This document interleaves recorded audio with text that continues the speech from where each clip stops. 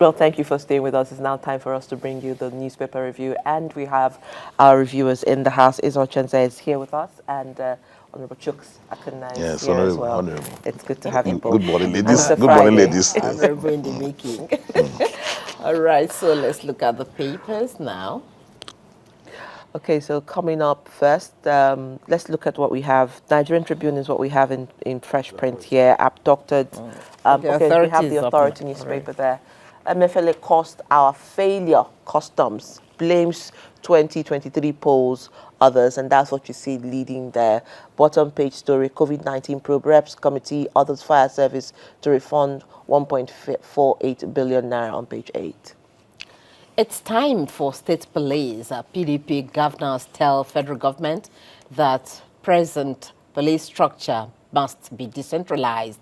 Insist fight against insecurity can only succeed with having state police. You can check out other riders to that leading story on the front page of the Nigerian Pilot. Senate assures Ogoni people of commitment to ameliorate problems on page 7. The Nigerian Express: police lied, didn't rescue me. Imo monarch: I paid ransom before my release. Imo journalist narrates how son escaped from kidnappers' den. And you also see Casino Elders Forum not speaking for North Matawale, and that's what you also see there. The Daily Asset: again, suspected herdsmen invade Bedouin community, kill 15. Military confirms 8 dead bodies. Gory photos of bodies sent to governor and deputy, not sharing one there on the front page of the Daily Asset. PDP governors visit Mutwang over killings, donate 100 million naira. Daily Sun: security operatives swoop on forex dealers in Abuja. BDCs shut down over worsening scarcity, and that's on page 2. You also want to look at that story. Insecurity: headsmen attack Benue community, kill scores, 15 dead bodies recovered as bandits kidnap federal housing director near military base in Buari. The People's Daily: average healthy diet cost 703 naira in October 2023. That's according to the Bureau of Statistics on page 18 of the People's Daily. Federal government launches new teachers development scheme on page 6. And then there's another story just below that masthead there, still talking about insecurity. Well, let's look at that story above the masthead. FCT records 2,000 cases of gender-based violence in 100 days, official there. But the Daily Times: governors demand state police amid spike in killings, kidnappings on page 4. And then 109 billion naira fraud. I was tricked by EFCC to indict myself. Ex-AGF. Okay, this Nigeria, dollar crisis, BDC operators fight CBN over costs, withdraw services, close offices in Abuja, Lagos, Kano. Bank customers decry increase in hardship, reduce purchasing power, petrol price may rise soon, says Lukwabiri. These are interesting stories on the front page of this. And Nigeria. I see Wike there screaming, there will be no peace for criminals in the FCT. Well, first news: alleged tenure elongation. Federal government set to sack FRSC Corps Marshal. Pencils down Senior Deputy Corps Marshal as replacement as BU intensifies efforts to remain in office. And then you also want to see that story: 21 suspects arrested over killing of Ekiti monarchs, abduction of pupils, declare ransom payment a crime coming from the police. Daily Trust: Nigerians decry rising cost of living. Rice costs 70,000 naira, flour 44,000 naira per bag, cement 7,000 naira per bag. It's now difficult to survive in Nigeria. Team inflation and tackle insecurity. That's LCCI speaking there. Ahead of Sunday's by-election, Plateau PDP protests omission on ballot. Leadership Nigeria, this morning on Friday, again, student loan misses January deadline. Expansion hurdles, course of delays, officials, students, parents press for timely commencement. You also want to look at both the masthead, where you see there, of course, Nigeria versus Angola. Pizarro plays down favorite attire, kidnappers demand food, and 290 million naira for ransom. Let's check this Nigerian News Direct. Revenue remittance. Atiku condemns CBN's takeover of crude oil sales, says action threatens operational efficiency of NNPC Limited on page 4 of the paper. Naira declines by 37.6% in January 2024 on page 3. Standard Times is looking at high inflation, reforms create hardships in Nigeria, IMF. You also want to look at that story there. Lagos court remands container driver for killing 9 people. But Wike moves to construct 5 roads in each area council in the FCT on page 2. Don't pitch north against other regions, says CBN. Fan offices relocation won't cost Tinubu 2027. Recalls Nigerians never protested over Daura Varsity in Katsina. That's Matawale to Katsina elders and others. You have 7 months, not enough to fix Nigeria. Federal government tells citizens the blueprint has these as its leading stories. So let's look at Guardian this morning. The big story there is agony of road users. Over 120 extortion points, double travel time, travelers' pains in Southeast. And then you see the stops there, minimum of 120 stops, almost in quick succession, an average of 5-minute delay at each stop. That graph represents it. But bandits abduct director near military base as report cites rising impact of insecurity, amongst other stories. Rerun elections, voter apathy looms as IGP restricts movement in 26 states. Well, there's another sad story in that Nigerians sell relatives as low as 30,000 naira to traffickers, NGO reveals, and CBN intensifies action against speculators as naira rebounds slowly. So let me come back to our reviewers this morning. Interestingly, federal government decries minus 2 trillion naira debt illegal operators. But let me come to you, Chooks. First, maybe we want to start from the issue of the spike in food prices and, of course, talking about how much it costs an average Nigerian to eat healthily, you know, from last year and what we're seeing this year. Perhaps some insecurity stories and the elections coming up on Saturday. Yes, very interesting. They say a war foretold, predicted, doesn't come to a cripple as surprise. You know, any cripple who was forewarned that there will be battle next week and decides to stay. That's his problem. You know, that said, it's very, very interesting because people seem to be surprised about what rising food prices. We saw what the crocodile tears BDC operators are shedding over. I was discussing with my brother, you know, because you see, people look at each day. We hear stories from EFCC how, imagine 7 billion from a religious sect, you know, London.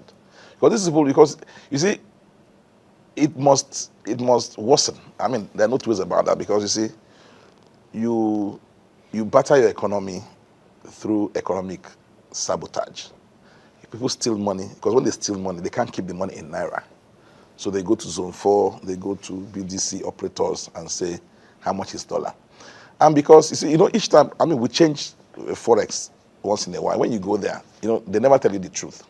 If you want to sell, they reduce the price. And if you want to buy, they hike it.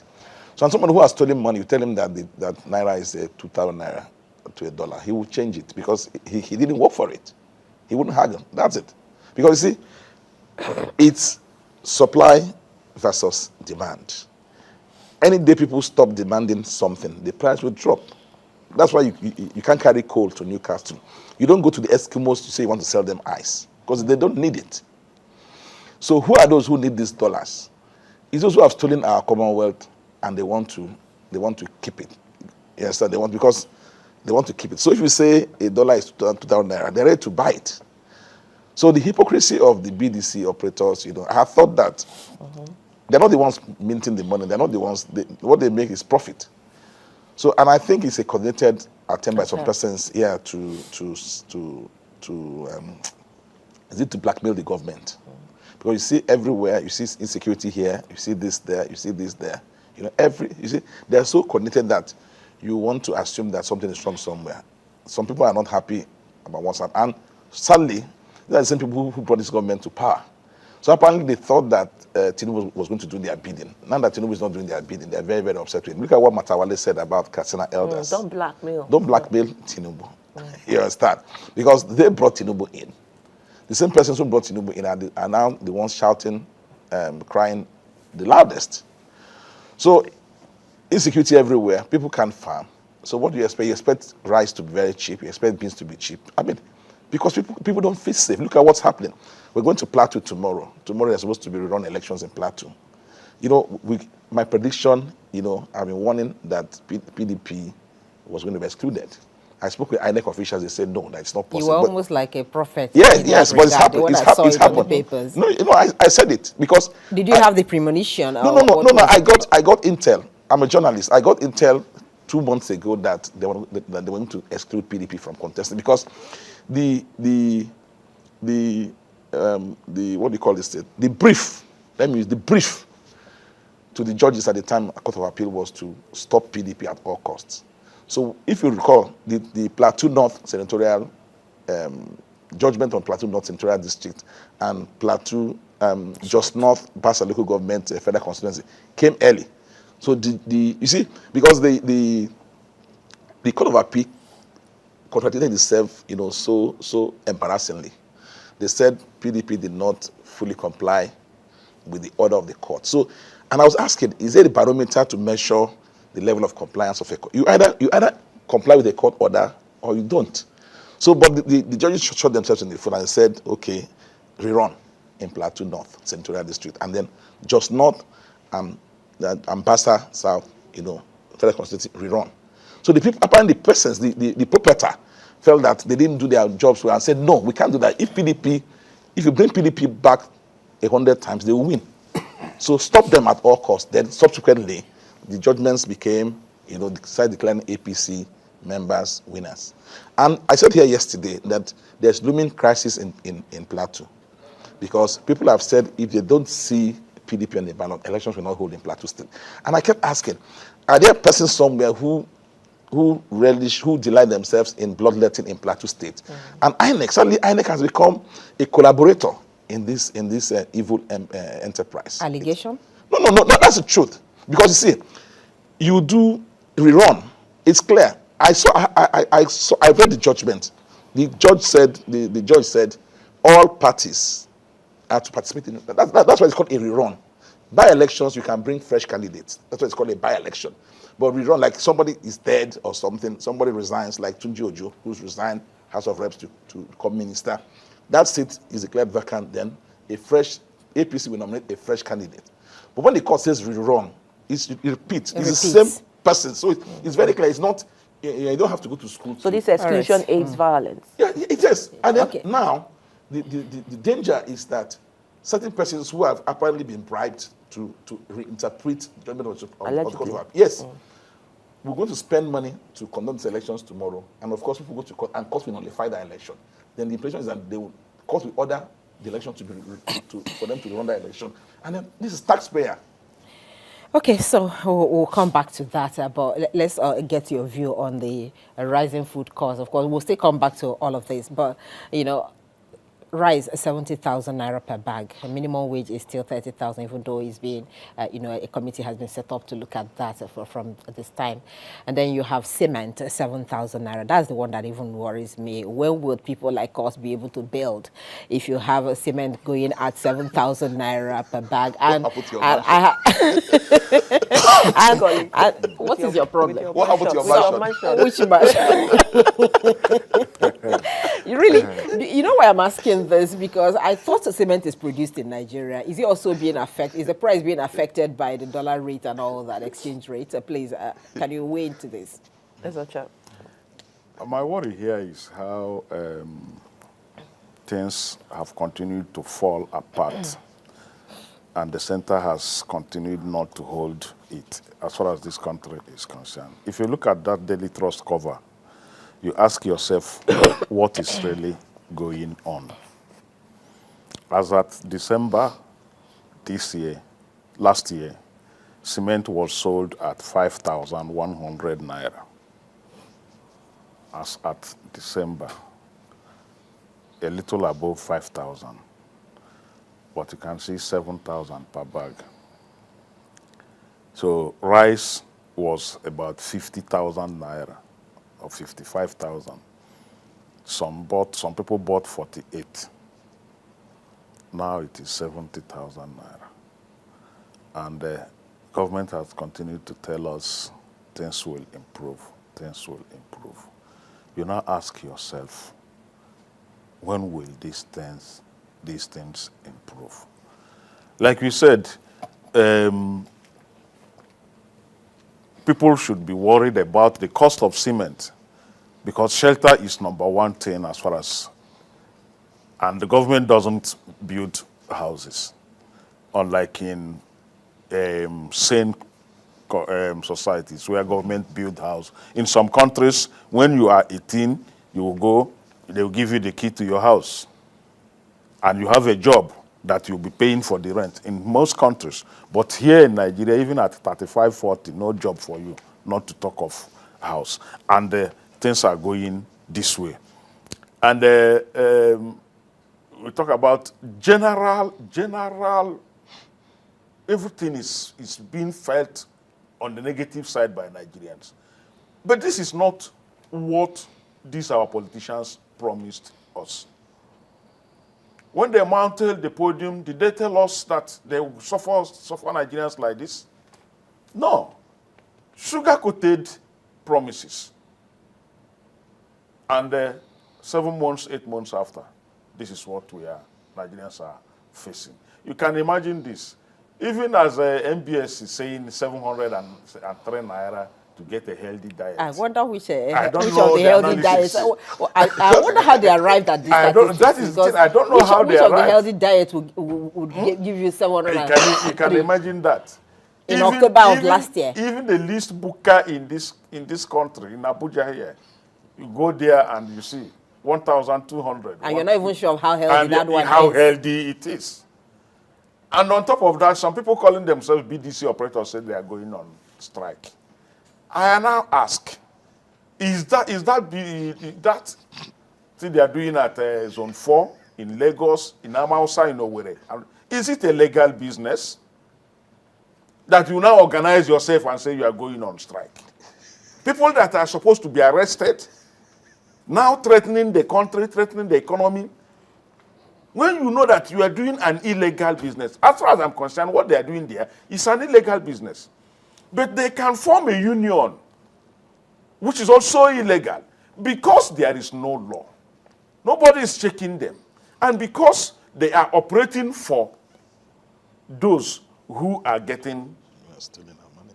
Because all those people we see at Zone 4, all the people we see at Douglas, Amausa in Owerri, the people we see in Lagos, in Kano, they are not the owners of that business. If you trace it, the owners of that business are the people that are holding the country down, are the people that are pulling the dollars, the pounds, and bringing it to Zone 4 and all those other places for the illegal business. I have asked here severally. We have traveled wide. We have traveled to so many countries. In all the countries we have traveled to, have you ever seen where they take you to a street to change foreign currency? Have you ever seen that? But it is blossoming, it is booming in this country. Because nobody checks nothing. Like Rivers legislators will say, day your day, make I day my day. Nobody worries nobody. That is just what is going on in Nigeria, because these people that are the people that are in government, the people that are in the banks, the people that are the serious politicians in this country are the people that are causing this. They are behind this illegal trading of foreign currency. And that is why you can hardly see a Nigerian politician operating with Naira. Naira is no longer a legal tender as far as they are concerned. At any point in time, they are loaded with their dollars. Because it's a status symbol. Because it is a status symbol. Anytime you see them with Naira, it is just an operational currency. That is why these things are happening. That is why the so-called BDC will come and say they are going on strike. What are you striking for? Or what are you striking for? Are you a whose interest are you serving? Whose interest are you serving? Okay, let's look at this story. I mean, whose interest? This story on the police lied. I mean, it's such a weighty accusation, and it sort of speaks to the underbelly of several people's, remarks that sometimes the police just does, paparazzi, showcases kidnappers. However, even though we know they're doing quite a great job on the other side, he just talked about off camera how police waded into a certain forest and were able to arrest certain people. But the Imo monarch is saying he paid his ransom before his release. And Imo journalist narrates how son escaped from kidnappers and police lied, didn't rescue me. And then you see a former ex AGF saying that the EFCC lied again against him and induced him on, to make confessions, deceived him to make confessions and videos. So, no, it's very laughable. You see, the truth is this: there's this trust deficit. You see, people don't seem to trust government agencies.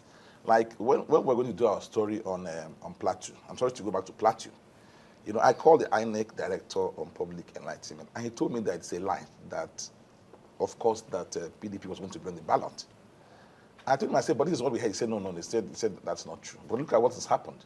So when people who use government agencies, so apparently the former AGF is now hiding behind the pillar of some lies told by some government agents to lie against the EFCC. This is a man who was standing trial, and the Emir of Daura, gave him a chieftaincy and turbaned him as a chief, some chief in Daura.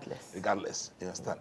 You see, I want us to be very, very careful about who the real enemies of Nigeria are. I mean, and I have to be very, very frank. Because you see, in August, federal government removed VAT from diesel. Diesel was about 130 at the time. Now this is about 8,000 naira. So it means the price of diesel has actually, VAT has really reflected, the amount of VAT on diesel has actually reflected the price of diesel, AGO. But let us look at people, these so-called cement producers. In September, without prompting, without nudging, a particular cement producer promised that they will crash the price of it. Nobody begged him to. For 300 naira, 3,000 naira. You understand? Then later, when we held them to account, then they came to the president and said the same thing. Then when December came, they said no, it was January. Today is February 2nd, and from the 5,000 it has jumped to. So you ask yourself, and these things happened about the same time EFCC was probing the accounts of these cement producers. So we have to be very, very careful. We've been in Nigeria where people went and commissioned a refinery in Nigeria, and as we speak, they're telling us that they've refined AGO, they refined what they call the other oil. As if, you understand. How many times will you commission a refinery? I'm sure they're even putting pressure on Tinubu to go and recommission that refinery. So it is these people who are the enemies of Nigeria, and we have to be very, very careful. Because you see, and I think it's the meanings, I don't know who said that 7 months is not enough to fix this problem. Because these problems have been there. I mean, and we shouldn't pretend about these problems. They've been there. There are telltale signs that things, because people who are complaining about rice going to 70,000 naira. In 2015, rice was 6,500 naira a bag. So from that 6.5, it went to 50,000 naira. They didn't complain. Now it's 70,000 naira complaining. I mean, it's much of hypocrisy for me, in my opinion. That's the truth. So let us actually identify those who are sabotaging. The same people who steal our money, change this money to dollars, and weaken the naira, and the same people who are now crying foul, who are crying blue mother. It's wrong.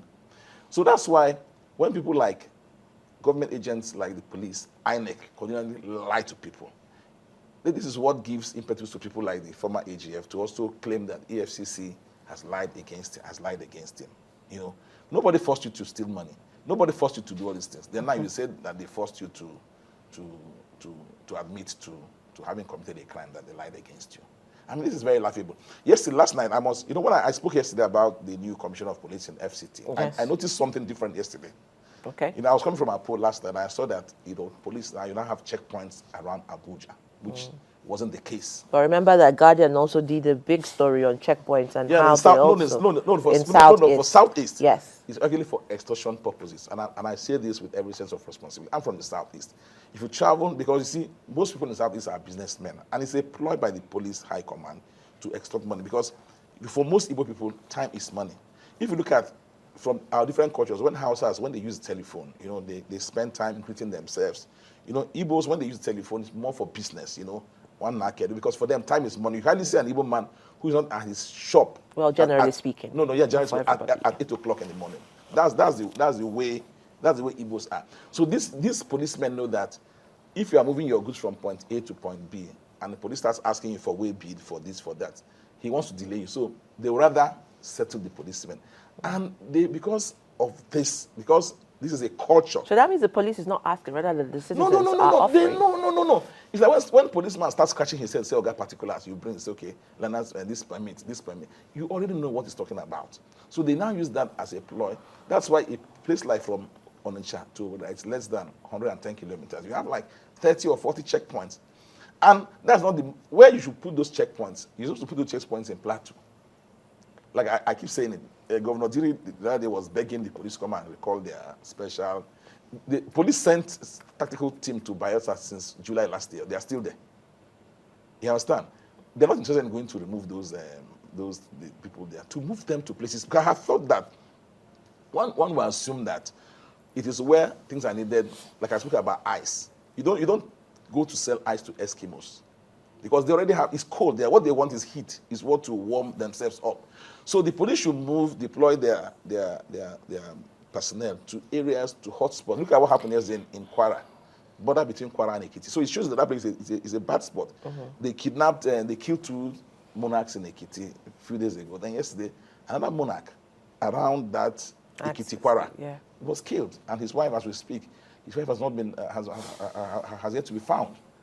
So we need to prioritize our security. Where do we think people are striking? Look at the FHA, former FHA director, right? Federal Housing was Authority, killed. Was killed. It's really pathetic. Okay, so you see, I think time has come. It has become very important that we set out some requirements for people to be in public office. Because we have been talking of lies. It is like that in every government agency, every politician. INEC said PDP will be on ballot. The ballot paper came out, no PDP. Nothing will happen. Mele Kyari told us last time that there will be no increase in fuel, petroleum. The next week, it went to 660. Nothing happened. Nothing happened. The minister, Lokpabiri, said Port Harcourt refinery will become operational after Christmas. We are in February. Nothing has happened. Look at another conflicting report. Last week, whether it's early this week, Cardoso said that price of fuel will come down because of the refineries. But today, the paper said the price may go up. Today, the minister Lokpabiri is telling us now that price of fuel will go up. Who do we believe? In one country, who do we believe? When a government makes its people, citizens, to start having that trust deficit, to start doubting them, to start seeing them as liars, everything has crashed. You look at the Guardian today. I will also turn them up. We talked about it last week, about the pains this extortion, illegal checkpoints are causing Nigerians. Chuk just talked about Nigerians in the southeast not ready to. You see, when you buy your product and you are going to your shop to go and sell, police will stop you, you give. Police stop you, you give. Police, you are giving, but you are going to add it up to the cost of. So they find the people that will bear the brunt. They find the consumers, the final. So if not, we are just talking about if you are traveling to the east, for example, immediately you get to Otopa, where they call branch. Those who are familiar with that road, immediately you get to Otopa. From Orokam to Obolafo, a very bad road, a death trap, but you will see not less than 10 police checkpoints. And this is a journey of less than 30 minutes. Just 1 minute, quickly. Just less than 30 minutes. Our time is totally upon this. So when you now buy your goods and you pay to police to get to your shop, who will bear the brunt? Who will be the final users? The end users. I think it's necessary to quickly talk about the story on First News, the cover story on the Road Safety Commission in the core that tenure elongation. Yes, quickly. Time. No, quickly. You know, the Corps Marshal appointment position is a political appointment. So those who think that he's 60 years or he has stayed 35 years in service, you know, he's exempt. We need to educate Nigerians so that we don't keep flexing muscles over an appointment or a vacuum that doesn't exist. All right. Yeah. All right. We must thank And you, we must gentlemen. also wish our Super Eagles good luck. Yes, Today- okay. At least let's end on that cherry Today note. is a